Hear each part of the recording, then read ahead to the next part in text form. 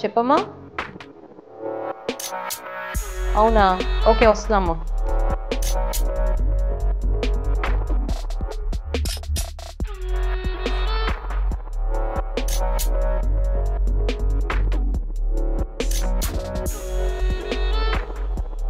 ఈరోజు ఓపీ చూస్తుంటే ఒక ఫోన్ కాల్ వచ్చింది.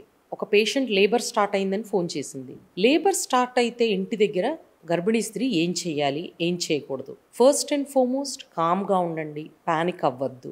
సెకండ్, ఇమీడియట్గా మీరు అంబులెన్స్కి ఫోన్ చేయండి. మీ నియర్ అండ్ డియర్ మీ ఫ్యామిలీకి కానీ మీ పార్ట్నర్కి కానీ ఫోన్ చేయండి.